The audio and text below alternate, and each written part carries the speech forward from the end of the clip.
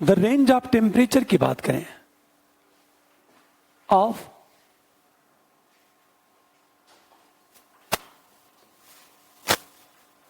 The range of temperature की बात की जाए कि तापांतर होता क्या है, तापांतर कहते किसे हैं, द रेंज ऑफ टेम्परेचर की हम बात करें। ये जो तापांतर है इसके दो रूप, एक दैनिक तापांतर,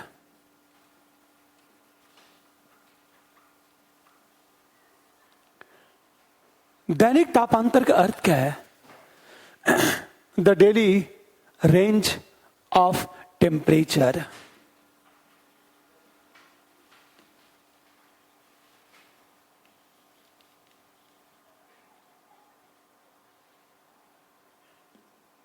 दैनिक तापांतर का मतलब ये है, एक दिन के अधिकतम ताप एवं न्यूनतम ताप के अंतर को दैनिक तापांतर कहा जाता है। ध्यान देने इस बात को, दैनिक तापांतर का अर्थ है कि एक दिन के मैक्सिमम ताप और मिनिमम ताप, मैक्सिमम टेम्परेचर और मिनिमम टेम्परेचर के अंतर को कहा जाता है दैनिक तापांतर। एक बात मैं कहना चाहता हूं, इसे आपने रट लिया कि दैनिक तापांतर का अर्थ ये है, पर प्रश्न इस तरह कभी नहीं पूछेगा वो। देखो प्रश्न कैसे पूछेगा, कल जो मैं डिस्कस कर रहा था, मान लिया जाए कि कोई एक जगह है या आपका डेजर्ट एरिया है, इसे कहते हैं मान लो रेगिस्तान। ए पता चला ये घास का मैदान है, घास का मैदान बी, ये घने वन है,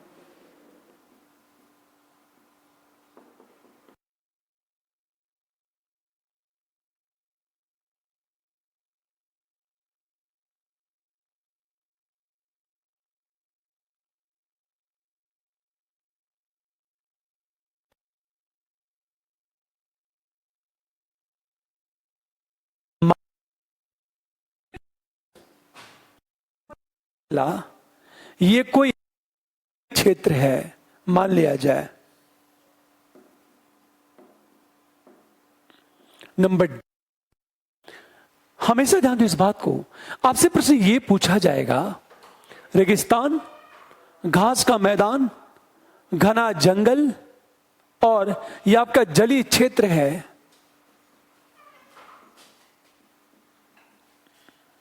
देखो ध्यान से इस बात को,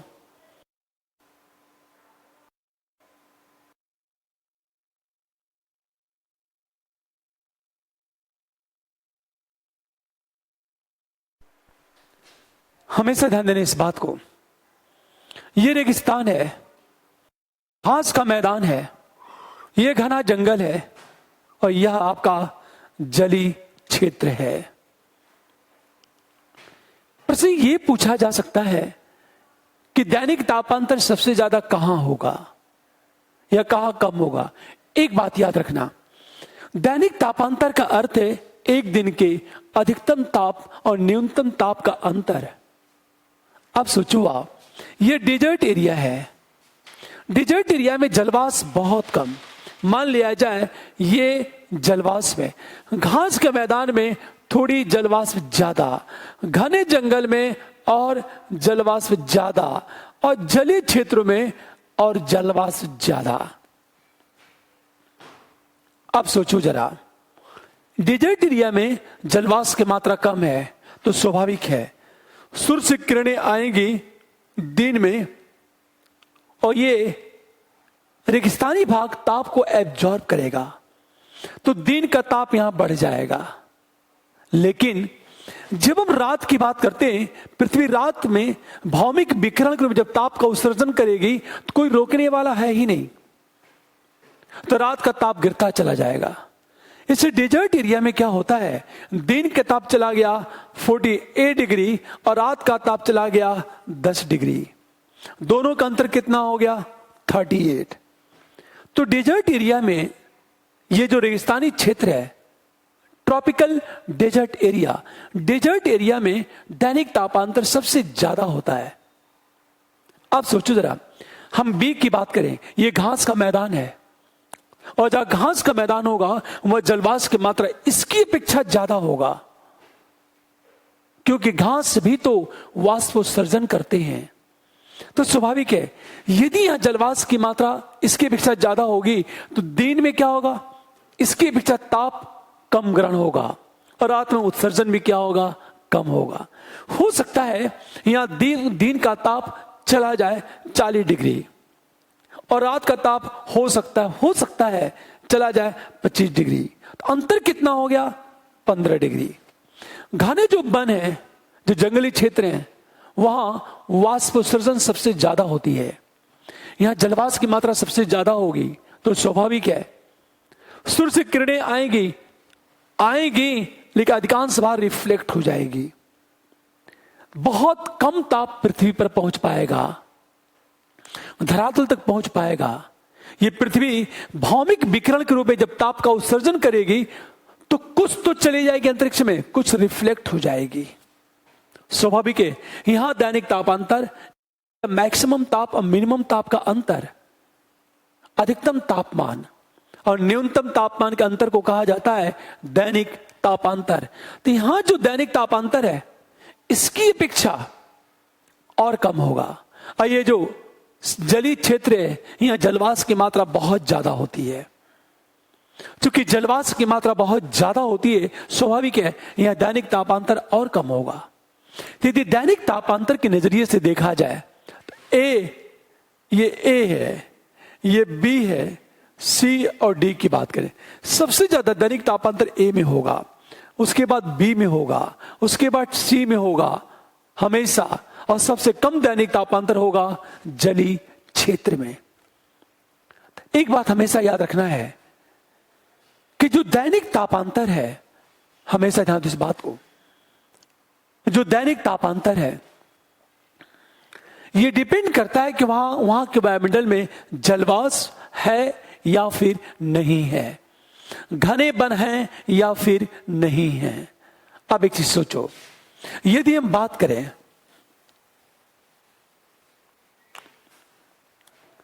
ध्यान देना इस बात को, यदि भारत की बात की जाए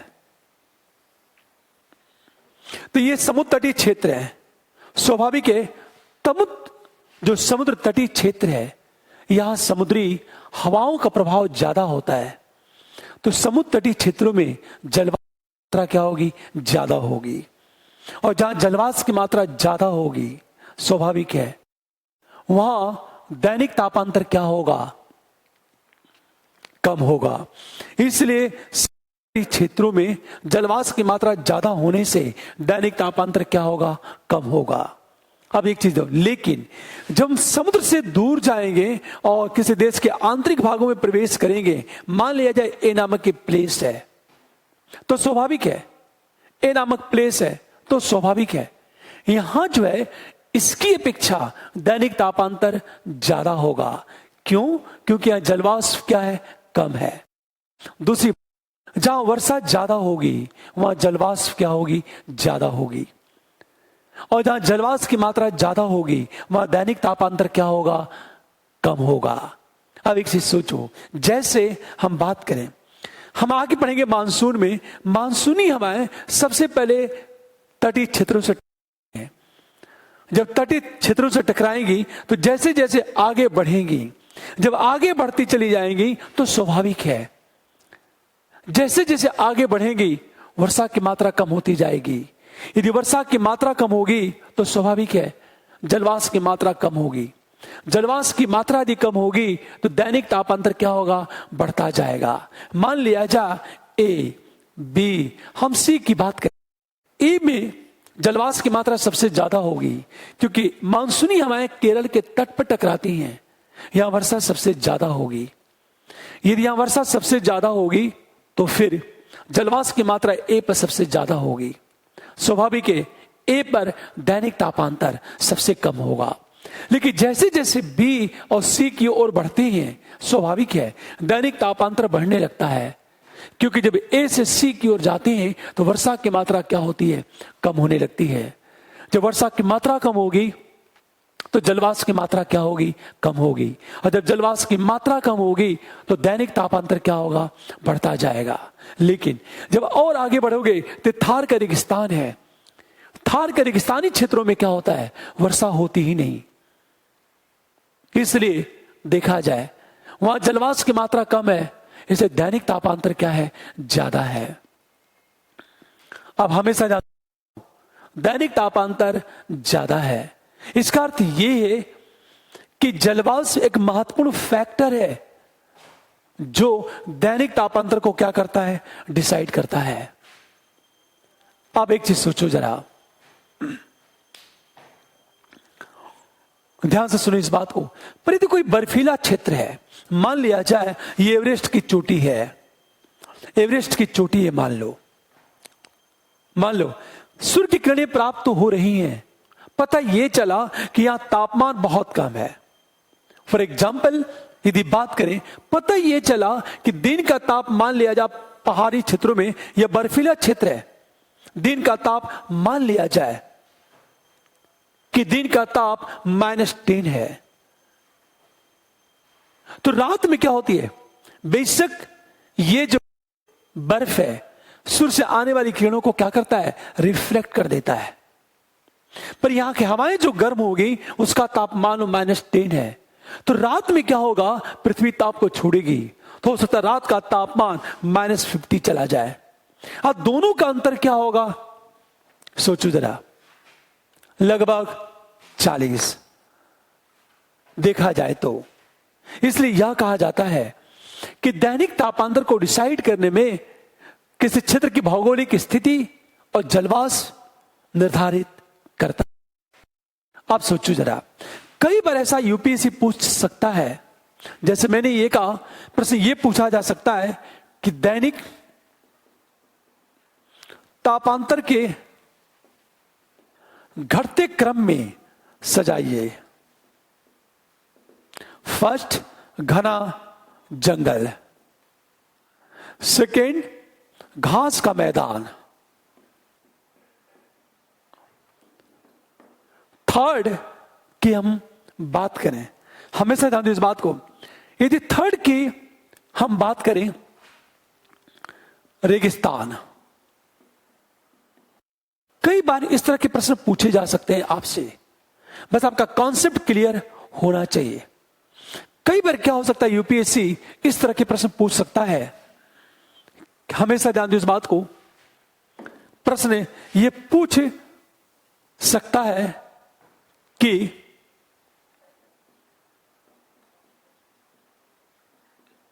रेगिस्तान में दैनिक तापांतर ज्यादा होता है। फर्स्ट, सेकंड की बात करें, हमेशा ध्यान दो, सेकंड की बात करें, रेगिस्तान में क्या होता है, वर्षा कम होती है। थर्ड, दोनों सही। और फोर्थ, केवल सेकंड सही। अब बताओ, ये दोनों विकल्प हमारे सही हैं। रेगिस्तान में दैनिक तापांतर ज्यादा होता है और रेगिस्तान में वर्षा भी क्या होती है, कम होती है। जब हम लोग मैप का अध्ययन करेंगे तो बताऊंगा, देखो यह दैनिक तापांतर ज्यादा क्यों या दैनिक तापांतर कम क्यों। आप सोचो जरा, मान लिया जाए हम विश्व की बात करें, ये आपकी पृथ्वी है, ये इक्वेटर है, पूरी बात ध्यान देना। 0 अक्षांश रेखा की बात करें, इस इक्वेटर पे क्या होता है, इक्वेटर पर मान लो क्या होता है, इक्वेटर पर होता क्या है, वर्षा सबसे ज्यादा होती है, और वर्षा ज्यादा होगी तो इक्वेटर पर जलवाष्प की मात्रा क्या होगी, ज्यादा होगी, और जलवाष्प की मात्रा ज्यादा होगी तो दैनिक तापांतर क्या होगा, कम होगा। इसे पूरी दुनिया में पर दैनिक तापांतर क्या होता है, कम होता है। लेकिन जैसे जैसे हम इक्वेटर से दूर जाते हैं, दैनिक तापांतर क्या होने लगता है? बढ़ने लगता है। फॉर एग्जाम्पल, ए नामक प्लेस और बी नामक प्लेस, ए पर दैनिक तापांतर बहुत कम होगा, बी पर दैनिक तापांतर क्या होगा? ज्यादा होगा। इसलिए यह हमेशा ध्यान दो। कई बार यूपीएससी क्या पूछे? प्लेस दे देगा, और प्लेस देने के बाद यह पूछेगा इनमें से किस शहर में तापांतर सबसे ज्यादा होगा। जैसे एक क्वेश्चन ये पूछा जाए, जैसे मान लिया जाए जैसलमेर की हम बात करें, लखनऊ की हम बात करें, मुंबई, हमेशा ध्यान दो इस बात को, और भोपाल की बात करें। प्रश्न ये पूछेगा इनमें से किस शहर में दैनिक तापांतर सबसे ज्यादा होता है। तो एक बात याद रखना, दैनिक तापांतर सबसे ज्यादा कहां होगा? डेजर्ट एरिया में। और उस शहरों में ये देखो कि कौन सा शहर डेजर्ट में है। तो जैसलमेर क्या है? डेजर्ट एरिया में स्थित है। तो आपका आंसर क्या होगा? जैसलमेर। यदि प्रश्न ये है इसमें सबसे कम दैनिक तापांतर कहां होगा, तो दो बात, या तो वह चीज समुद्र तट के किनारे स्थित हो, या तो हमेशा वह वर्षा ज्यादा हो। आप सोचो जरा, मुंबई में भी वर्षा ज्यादा होती है, भोपाल में भी वर्षा ज्यादा होती है। अब इन दोनों में कौन शहर होगा? पर एक चीज सोचो जरा, इन दोनों में सबसे ज्यादा वर्षा मुंबई में होती है, और यह समुद्र तट के पास स्थित है। तो समुद्री हवाओं का प्रभाव इस पर पड़ता है, अतः यहां जलवाष्प की मात्रा क्या होगी? ज्यादा होगी। और जहां जलवाष्प की मात्रा ज्यादा होगी वहां दैनिक तापांतर क्या होगा? कम होगा। कई बार यूपीएससी प्रश्न ये पूछता है, कई बार यूपीएससी जैसे आपसे ये पूछेगा इस कौन सा शहर है, शहर की पहचान करनी होगी। जैसे एग्जांपल दूं, आपसे ये पूछेगा दैनिक तापांतर ज्यादा है तथा वर्षा भी, दैनिक तापांतर ज्यादा है तो वर्षा भी ज्यादा होती है, किस शहर को इंडिकेट करता है? First Bhopal, second Mumbai, third Chennai की हम बात करें, और फोर्थ की हम बात करें, मान लिया जाए कोई शहर दे दिया जैसलमेर। अब एक चीज ध्यान देने इस बात को, दैनिक तापांतर ज्यादा है, इसका मतलब ये कि वहां जलवाष्प की मात्रा कम है। इसका मतलब ये कि वह शहर समुद्र तट के पास स्थित नहीं होगा, देश के आंतरिक भाग में होगा, क्योंकि जितने भी समुद्र तटीय क्षेत्र हैं वहां जलवाष्प की मात्रा ज्यादा होती है। तो दैनिक तापांतर ज्यादा है, तो जितने भी समुद्र तटीय क्षेत्र हैं वह दैनिक तापांतर क्या होता है? कम होता है। तो मुंबई और चेन्नई तो बाहर हो गया, लेकिन भोपाल और जैसलमेर में से किसी एक को चुनना है कि दोनों जगह दैनिक तापांतर ज्यादा है, तो दूसरा क्लू दे रहा है कि वर्षा भी ज्यादा होती है, और जैसलमेर डेजर्ट एरिया में है। स्वाभाविक है जैसलमेर में वर्षा कम होती है, भोपाल में वर्षा ज्यादा होती है। तो आपका आंसर क्या होगा? भोपाल। तो एक बात हमेशा याद रखना, यदि कई बार प्रश्न ये पूछा जाता है कि दैनिक तापांतर ज्यादा है, वहां इस तरह के पेड़ उगाए जाते हैं, इस तरह के प्रश्न पूछे जा सकते हैं आपसे। तो जब प्रश्न ये हो कि दैनिक तापांतर ज्यादा है, तो याद रखना या तो वर्षा कम हो रही होगी और वो समुद्र तट के पास स्थित नहीं हो। हमेशा ध्यान दो इस बात को। जैसे चारों विकल्प की मैंने बात की, दैनिक तापांतर ज्यादा है तो मैंने क्या कहा? समुद्र तटीय क्षेत्रों की बात करें, समुद्र तटीय क्षेत्रों में दैनिक तापांतर कभी ज्यादा होता ही नहीं, क्योंकि समुद्र तटीय क्षेत्रों में जलवाष्प की मात्रा क्या होती है? ज्यादा होती है। अब ध्यान से सुनो इस बात को। हम मुंबई की और चेन्नई की हम बात करें तो बेसिक चारों विकल्प में ये दोनों तो बाहर हो गए, भोपाल और जैसलमेर बचा। अब दूसरा क्लू, वर्षा भी ज्यादा होती है, और जैसलमेर तो डेजर्ट एरिया है, यहां वर्षा तो होती ही नहीं है। तो हमारा आंसर क्या होगा? भोपाल। लेकिन पर ऐसा होगा कि दो समुद्र तटीय क्षेत्र है, ए और बी, दोनों एक अक्षांश में स्थित हैं। जैसे एक छोटा सा एग्जाम्पल देता हूं मैं। मान लिया जाए, प्रश्न ये पूछा जा सकता है,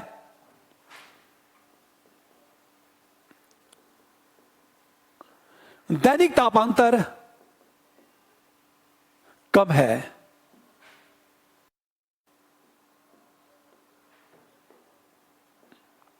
हमेशा ध्यान दो इस बात को।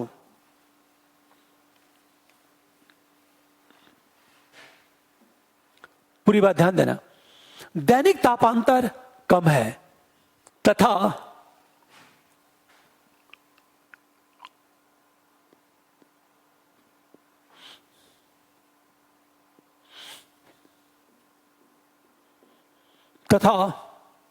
इसको इस तरह समझो आप,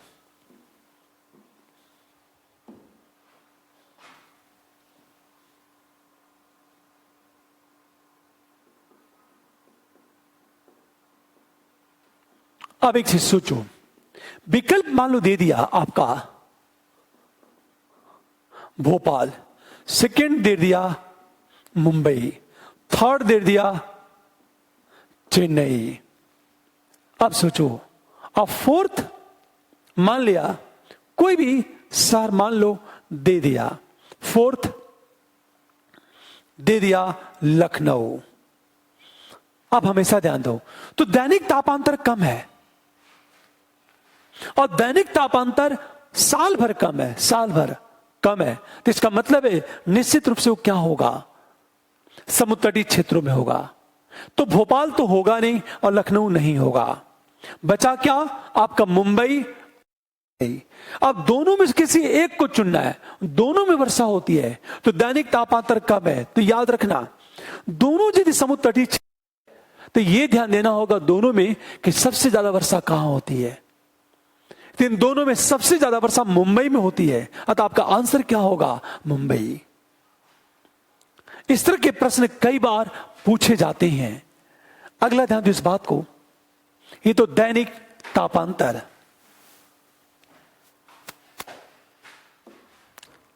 हमेशा अब एक प्रश्न, वार्षिक तापांतर क्या होता है?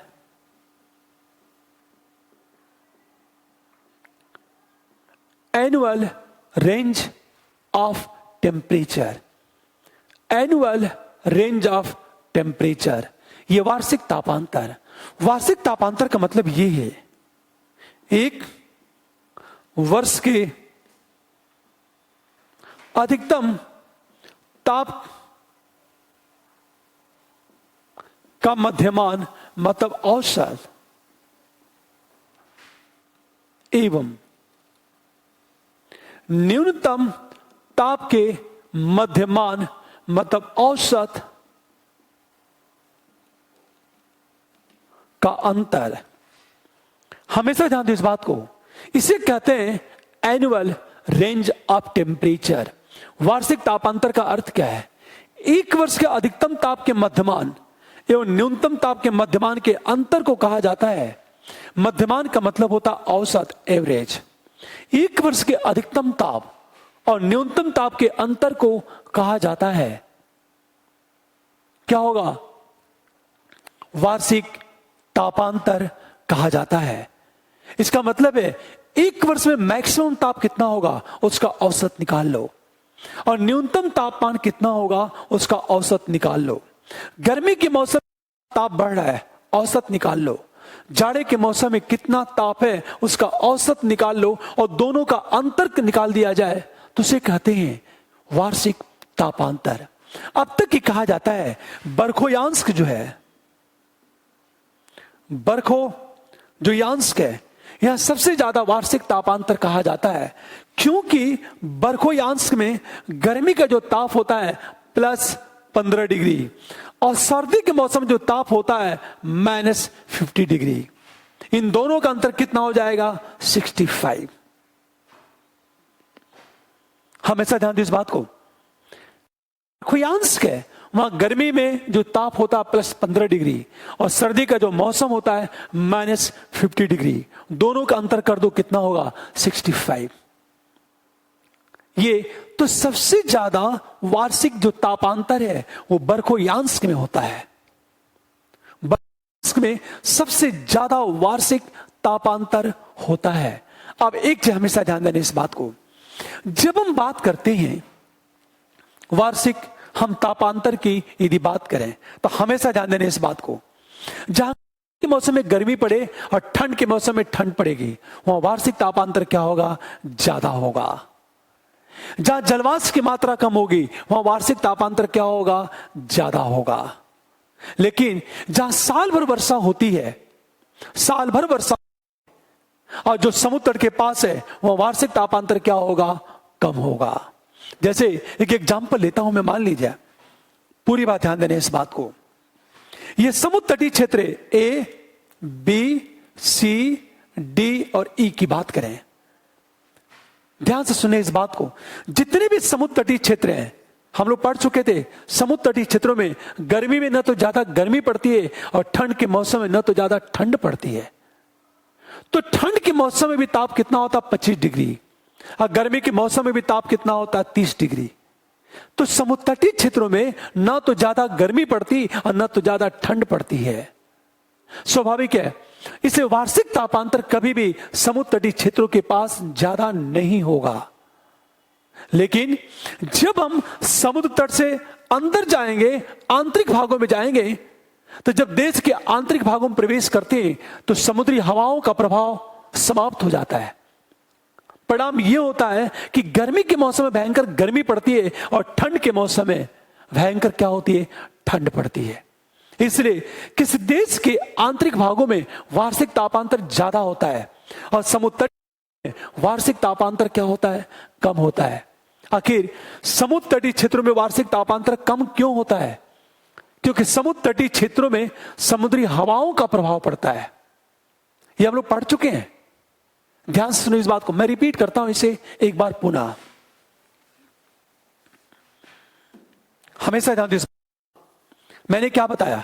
मान लो गर्मी का मौसम है, समुद्र तटीय क्षेत्रों में गर्मी कम पड़ेगी, क्योंकि गर्मी के मौसम में जब यहां का ताप बढ़ता है गर्म हो जाती है, और जब गर्म हो जाएगी तो हवाएं हल्की होगी, हल्कियों को तो यहां लो प्रेशर का बेल्ट बन जाएगा और समुद्र के ऊपर हाई प्रेशर का बेल्ट, तो समुद्र से हवाएं चलेगी स्थल की ओर। और चूंकि समुद्री हवाएं हैं तो ठंडी हवाएं स्थल की ओर प्रवाहित होंगी, परिणामतः यहां का ताप भी नीचे गिर जाएगा। और ठंड के मौसम में उल्टा होता है। ठंड के मौसम में क्या होता है कि स्थलीय भाग जल्दी ठंडा होता है, देर में होता है। तो जब ठंड के मौसम में क्या होगा? जब ताप गिरेगा तो स्थलीय भाग की हवाएं की बात करें वो भारी हो जाएंगी, तो यहां हाई प्रेशर बनेगा। और जब हाई प्रेशर बनेगा और लो प्रेशर, क्योंकि समुद्री भाग स्थलीय भाग की अपेक्षा ज्यादा गर्म होगा। जो ज्यादा गर्म होता है वह लो प्रेशर, जो ठंडा होता है वह हाई प्रेशर। अब हवाएं हमेशा उच्च वायुदाब से निम्न वायुदाब की ओर चलती हैं, तो हवाएं स्थल से समुद्र की ओर चलेंगी। ठंड के मौसम में जब स्थल से समुद्र की ओर तो ठंडी हवा समुद्र के ऊपर आ गई, तो समुद्र की गर्म हवा क्या होगी? स्थल की ओर चली जाएगी। और जब समुद्र की गर्म हवा स्थल की ओर जाएगी तो यहां का ताप क्या होगी? बढ़ा देगी। इसे ठंड के मौसम में समुद्र तटीय क्षेत्रों में ठंड नहीं पड़ती और गर्मी के मौसम में ज्यादा नहीं पड़ती। इसलिए देखा जाए कि समुद्र तटीय क्षेत्रों में वार्षिक जो तापांतर है, वार्षिक तापांतर कम होता है। जब देश के आंतरिक भागों में प्रवेश करोगे, यहां आ गए, तो समुद्र का प्रभाव समाप्त हो जाएगा। परिणामतः यहां गर्मी की ज्यादा गर्मी और ठंड के मौसम में क्या होगा? ज्यादा ठंड पड़ेगी। अब एक चीज सोचो जरा, मान लिया जाए हम भारत की बात करते हैं, ये इक्वेटर है, ये पता है कि दक्षिणी भारत में ठंड नहीं पड़ती। क्यों नहीं पड़ती? आखिर भारत में ठंड कब पड़ेगी? जब सूर्य मकर जाएगा।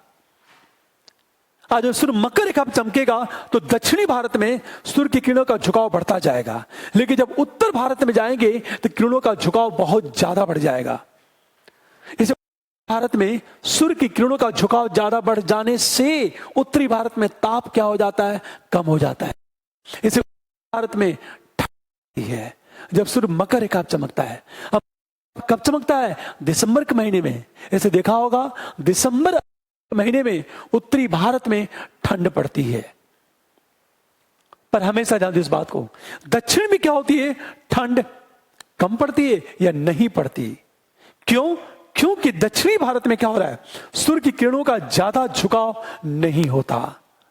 इसे मान लिया जाए ए, बी, सी, डी और ई की बात करें, पूरी बात ध्यान देने इस बात को। जैसे जैसे ए, बी, सी, डी, ई की ओर बढ़ते जाओगे सूर्य की किरणों का झुकाव क्या होगा, बढ़ता जाएगा। और जब सूर्य की किरणों का झुकाव बढ़ता जाएगा तो ताप क्या होगा, जाएगा।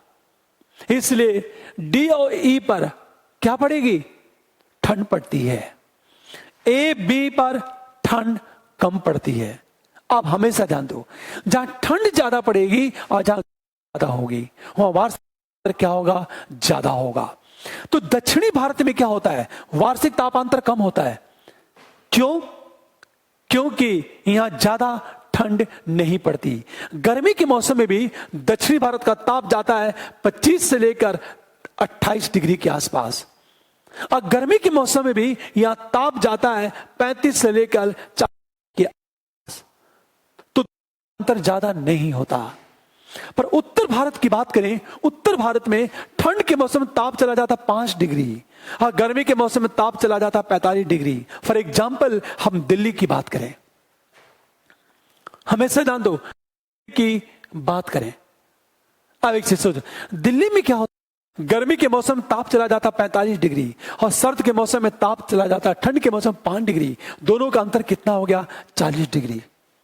इसका मतलब ये जो आपका राजस्थान की बात करें, एमपी, यूपी, बिहार, झारखंड की बात करें, हिमाचल की बात करें, पंजाब और हरियाणा की बात करें, यहां वार्षिक तापांतर सबसे ज्यादा होता है। अब एक चीज सोचो आप, कई बार क्या होता है, एक बात हमेशा याद रखना कि वार्षिक जो तापांतर है देश के आंतरिक भागों में ही ज्यादा होगा, और वार्षिक तापांतर वहां सबसे ज्यादा होगा जहां सबसे ज्यादा क्या होगी, सबसे ज्यादा ठंड पड़ेगी। एक बात हमेशा याद, जहां ठंड पड़ती है वहां वार्षिक तापांतर क्या होगा, ज्यादा होगा।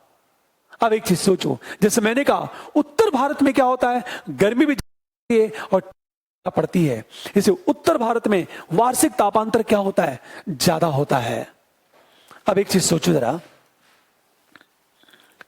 एक सबसे बड़ी चीज, कई बार प्रश्न ये पूछा जाएगा,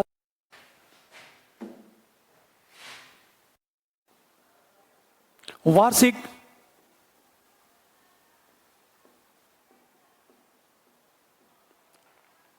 तापांतर ज्यादा है, हमेशा वार्षिक तापांतर ज्यादा है,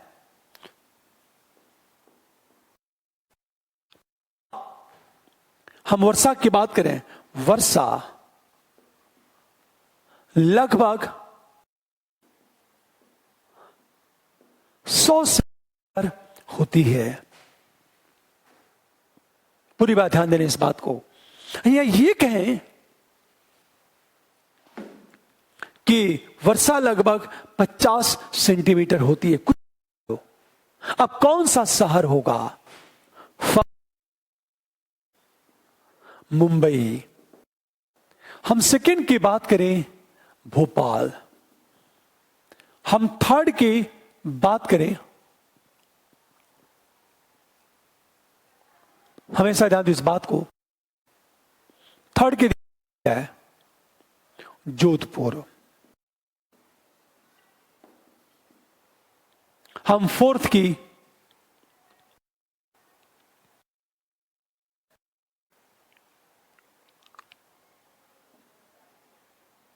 दिल्ली। अब इनमें से चुनना है कौन सा शहर होगा।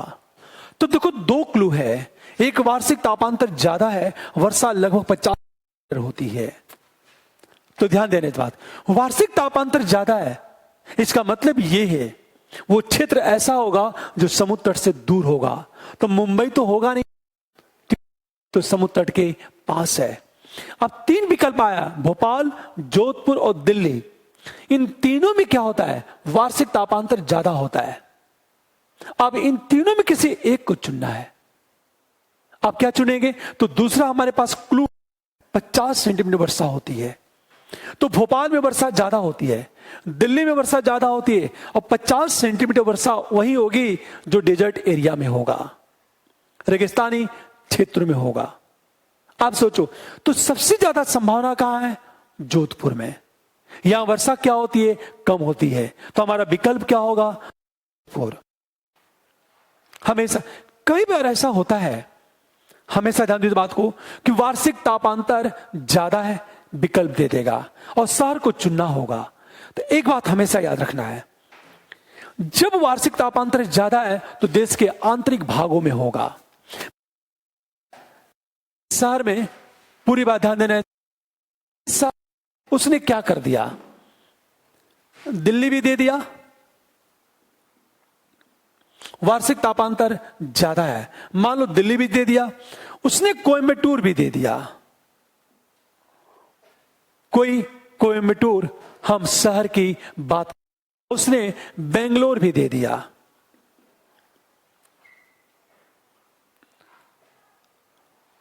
आप सोचो जरा, कोयम्बटूर में भी वर्षा कम, बेंगलोर में भी वर्षा कम। अब बताओ, इनमें से किसी एक को चुनना है। तो यह पता है कि दक्षिणी भारत में क्या होगा, वार्षिक तापांतर ज्यादा नहीं होता। हम इंडिया की बात करें, इंडिया में क्योंकि दक्षिणी भारत में तो ठंड पड़ती ही नहीं। ठंड कहां पड़ती है? उत्तरी भारत में पड़ती है। और उत्तरी भारत में ठंड क्यों पड़ती है? क्योंकि उत्तरी भारत में सूर्य की का झुकाव ज्यादा होता है। अब देखो, आप कुछ बातें हमेशा याद रखनी है और इस तरह के प्रश्न आपसे पूछे जाएंगे जिसकी चर्चा हम लोग करेंगे। हमेशा ध्यान दो इस बात को। जैसे मैंने क्या कहा कि जब दक्षिण भारत से उत्तर भारत की ओर बढ़े तो वार्षिक तापांतर क्या होगा? बढ़ता जाएगा। अब एक चीज सोचो, इसे कहते हैं रेंज ऑफ टेंपरेचर, दैनिक तापांतर और फिर वार्षिक तापांतर। उसके बाद एक शब्द है तापमान का लोमन, the inversion of temperature.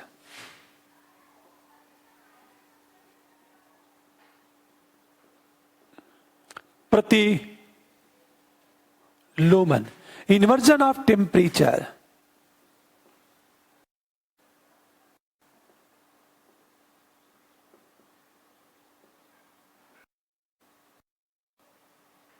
Inversion of temperature का मतलब क्या होता है? भी है,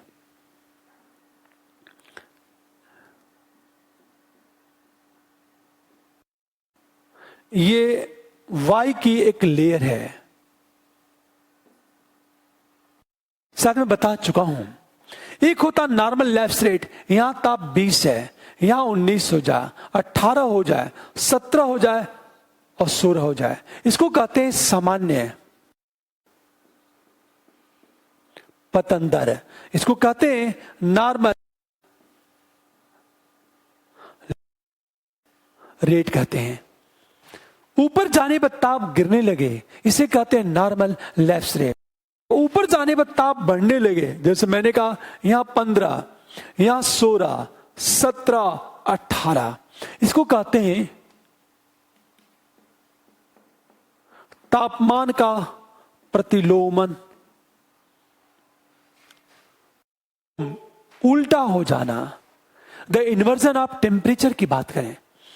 हम सो ऊपर, नीचे से ऊपर जाने पर ताप गिरने के बजाय ताप बढ़ने लगे। नॉर्मल रूल क्या है? ऊपर जाने पर ताप गिरता है, क्योंकि प्रति 165 मीटर ऊपर जाने पर 1 डिग्री ताप क्या हो जाता है? कम हो जाता है। पर इन्वर्जन में उल्टा होता है, ऊपर जाने पर ताप गिरने के बजाय ताप बढ़ने लगे, इसे कहते हैं इन्वर्जन ऑफ टेम्परेचर। अब एक चीज सोचो जरा, आखिर इसका कारण क्या है? इन्वर्जन ऑफ टेम्परेचर होता क्यों है? हमेशा ध्यान दो इस बात को। यदि कारण की बात करें तो पहला इसका कारण है लंबी रात, स्वच्छ आकाश, शांत वायु, शुष्क वायु, हिमाच्छादन। ये रीजन है तापमान के प्रतिलोमन का। एक लंबी रात, स्वच्छ आकाश, शांत वायु, शुष्क वायु और हिमाच्छादन। अब एक चीज सोचो, आखिर लंबी रात क्यों?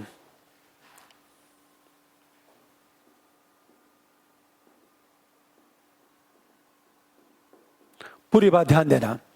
तापमान के जब इन्वर्जन ऑफ टेम्परेचर की बात चल रही थी तो देखो आप, मैंने ये कहा ताप जैसे 18, 19, 20 ये तापमान का प्रतिलोमन, इन्वर्जन ऑफ टेम्परेचर ये है। अब ऊपर जाने पर ताप क्या हो, गिरने लगे, बढ़ने लगे, इसे कहते हैं इन्वर्जन ऑफ टेम्परेचर। इसमें पहला जो रीजन है लंबी रात। लंबी रात क्यों? हमेशा ध्यान दो, जैसे मैंने कहा ये वाय का लेयर है,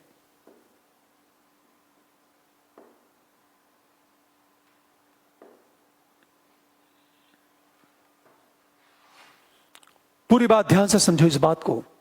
ये वाय की एक लेयर है। लंबी रात क्या होगा, ये विकल्प, क्योंकि पृथ्वी भौमिक विकिरण के रूप में ताप का उत्सर्जन करती है। तो एक चीज सोचो, जब लंबी रात होगी तो भौमिक विकिरण के रूप में ताप का उत्सर्जन ज्यादा होगा।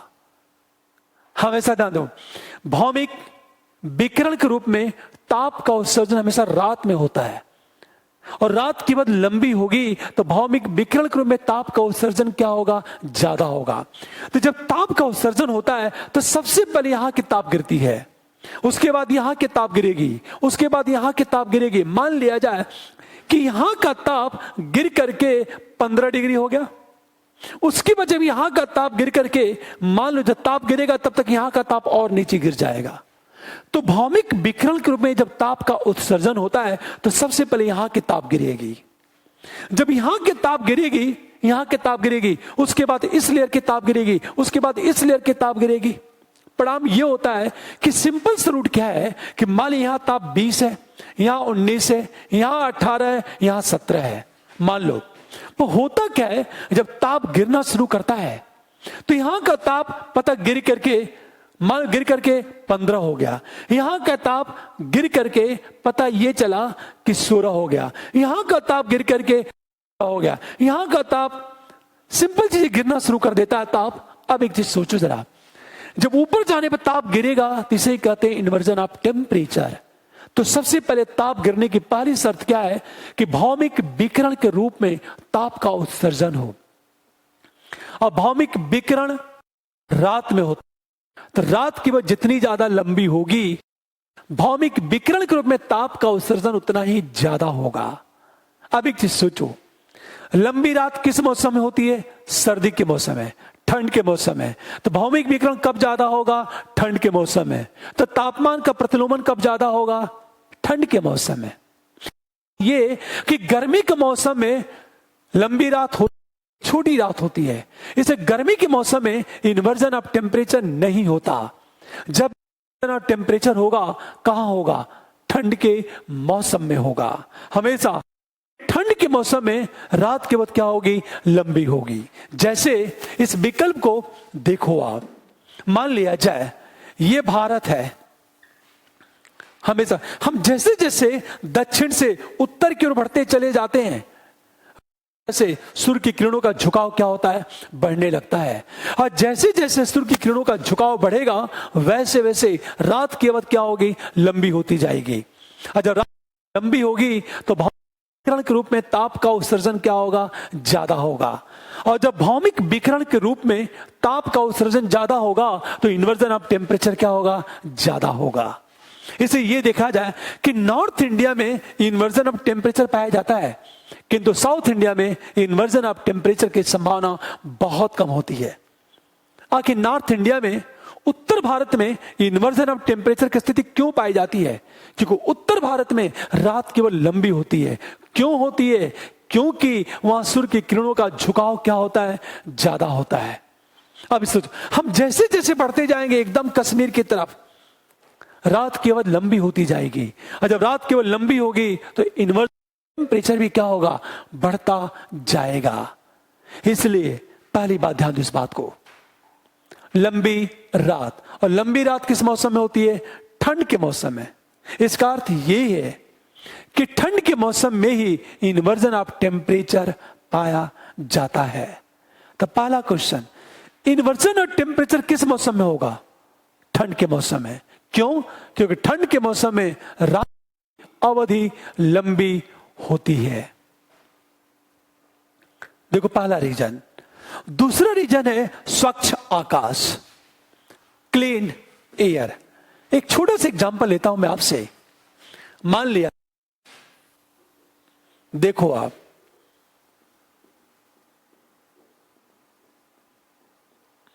यहां आपका जलवाष्प है, बादल है, मान लो बादल है, ये आसमान साफ है, जलवाष्प बहुत कम है। अब सोचो, पृथ्वी जब भौमिक विकिरण में ताप का उत्सर्जन करेगी तो ये क्या करेगा? रिफ्लेक्ट कर देगा। ये करेगा, रिफ्लेक्ट कर देगा,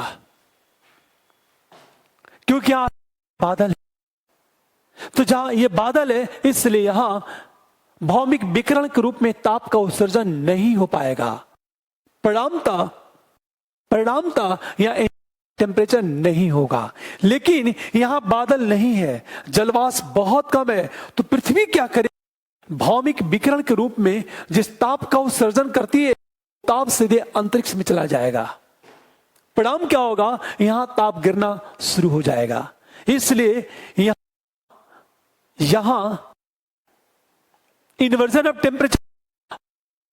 टेम्परेचर नहीं होगा। मान लिया जाए ये ए है और ये आपका बी है। ए पर इन्वर्जन ऑफ टेम्परेचर पाया जाएगा क्योंकि यहां का आकाश क्लीन है। ये छोटा सा एग्जांपल देता हूं आपसे। जनवरी के महीने में देखा होगा आपने, भारत में जनवरी के महीने में ठंड पड़ती है, लेकिन जब आसमान में छाया रहता है तो उस दिन ठंड नहीं लगती। दिन ठंड क्यों नहीं लगती? क्योंकि भौमिक विकिरण के रूप में ताप का जो उत्सर्जन हो रहा है वो रिफ्लेक्ट होकर वापस पृथ्वी पर आ जाता है। परिणामतः इसे कई बार देखा होगा कि जब आसमान में बादल छाया रहता है तो ना तो कोहरा पड़ता, फॉग, और ना तो ओस पड़ती है। और जब जनवरी के महीने में आसमान एकदम साफ रहता है तो उस दिन ठंड भी ज्यादा पड़ता और ओस की बूंदें भी पड़ती हैं। तो स्वच्छ आकाश की हम बात करें, ये बात ध्यान दो इस बात को। और एक बात हमेशा याद रखना, कि जहां जलवाष्प की मात्रा बहुत ज्यादा, वहां भौमिक विकिरण की संभावना बहुत कम होगी। इसे देखा होगा, जितने भी समुद्र तटीय क्षेत्र हैं वहां इन्वर्जन और टेम्परेचर की संभावना बहुत कम होती है। इन्वर्जन ऑफ टेम्परेचर ये अलग चीज है कि गर्म हवा ऊपर आ जाए। एग्जाम्पल, ये समुद्र है, जैसे पता ये चला कि ये आपका समुद्र है, ये ऊपर जो है ठंडी हवा है, ये ठंडी हवा, इसका तापकुल मिला के 15 डिग्री है। अचानक कोई गर्म हवा आ गई, जब गर्म, इसका तापमान 16 डिग्री हो गया, और से गर्म हवा आ गई तो इन्वर्जन ऑफ टेम्परेचर यहां पाया जाएगा, अन्यथा नहीं। हमेशा ध्यान दो इस बात को। तीसरा जो रीजन है, शांत वायु। शांत वायु क्या है? ध्यान से सुनो इस बात को। और शुष्क वायु की बात क्यों करें हम लोग? शांत वायु होती क्या है? मान लिया जाए ये पृथ्वी है, भौमिक विकिरण के रूप में ताप उत्सर्जन हो रहा है। मान लिया जाए कि विकिरण के रूप में ताप का उत्सर्जन हो रहा है, ठीक है। अब सोचो, आप पता चला कि यहां का ताप गिरा, तब तक इधर से क्या हो गई? वायु गतिशील गर्म हवा इधर से आ गई, ये गर्म हवा है। ध्यान दो, भौमिक विकिरण के रूप में ताप का उत्सर्जन हो रहा है, यहां का तब बाहर से गर्म हवा आ गई, यहां के ताप को बढ़ा दी, तब इन्वर्जन ऑफ टेम्परेचर नहीं होगा। तो इन्वर्जन ऑफ टेम्परेचर के लिए जरूरी ये है कि वायु क्या हो, अंत हो।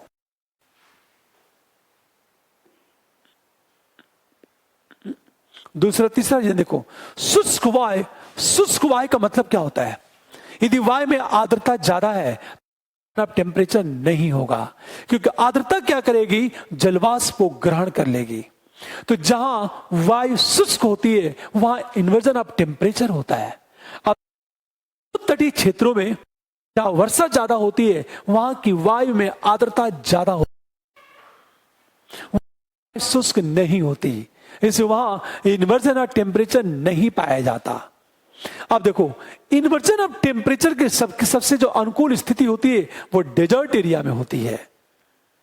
डेजर्ट में या बर्फीले क्षेत्र में इन्वर्जन ऑफ टेम्परेचर सबसे ज्यादा होता है।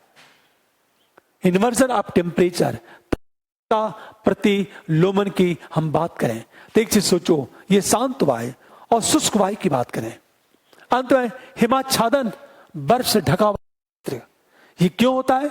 क्योंकि जो बर्फीला क्षेत्र है सूर्य से आने वाली किरणों को रिफ्लेक्ट करता है, परावर्तित कर देता है। इसे आपने देखा होगा, बर्फीले क्षेत्र सदैव बर्फ से ढके रहते हैं। बात करें, देखो ये नॉर्थ पोल है, ये पोल है, हमेशा बर्फ से ढका हुआ एरिया है। स्वाभाविक है नॉर्थ पोल और साउथ पोल पर इन्वर्जन ऑफ टेम्परेचर सबसे ज्यादा होगा। इन्वर्जन ऑफ टेम्परेचर ज्यादा क्यों होगा? क्योंकि ये एरिया बर्फ से ढका हुआ है, तो सन रेज जो आती है उसे ये एरिया रिफ्लेक्ट करता है, परावर्तित कर देता है।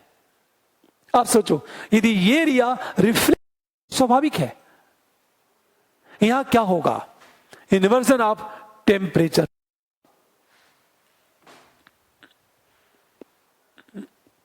हमेशा ध्यान दो इस बात को, ये 5 रीजन है, लंबी रात, स्वच्छ आकाश, वायु और हिमालय की हम बात करें, ये 5 रीजन है। फिर एक प्रश्न, अक्सर आपने देखा होगा कि ये पहाड़ है, हमेशा ध्यान दो इस बात को, ये आपका क्या है, पहाड़ है। होता क्या है, अक्सर आपने ये चीज देखा कि पहाड़ी क्षेत्रों में ढलानों पर खेती की जाती है और घाटी में खेती नहीं की जाती, या बहुत कम की जाती। इसके पीछे कारण क्या है? देखो, कारण यह है कि, पूरी बात ध्यान देना, ये ऊपर की जो हवा है ये ठंडी होती है, और जब ठंडी होती है तो यह हवा नीचे आ जाती है, और जब नीचे आ जाएगी तो यहां की हवा जो गर्म है वो ऊपर चली जाती है। इस तरह समझो आप, हमेशा जैसे ये ठंडी हवा, यहां का ताप गिरा, हवा ठंडी होने लगी, वो ठंडी हवा नीचे आएगी। जब नीचे आएगी तो यहां की जो गर्म हवा है ये है आपका ठंडी हवा। ये गर्म हवा, ठंडी हवा क्या करेगी, ये गर्म हवा को रिप्लेस, और ये गर्म क्या होगी, यहां चली आएगी। इन पर्वतों के स्लोप पर वायु का ताप लगभग अच्छा बना रहता है, यहां ताप ज्यादा होता है, और पर्वतों की ठंडी हवा घाटियों में आके एकत्रित है, और जब एकत्रित हो जाएगी तो यहां का ताप क्या हो जाएगा, कम हो जाएगा, और ये गर्म हवा है का ताप बढ़ जाएगा। इसलिए पर्वतों के स्लोप पर क्या होता है, खेती की जाती है, क्योंकि फसल के विकास के लिए एक न्यूनतम तापमान का होना जरूरी है। हमेशा ध्यान इस बात को, एक निर्धारित होना जरूरी है। ये है इन्वर्जन ऑफ टेम्परेचर।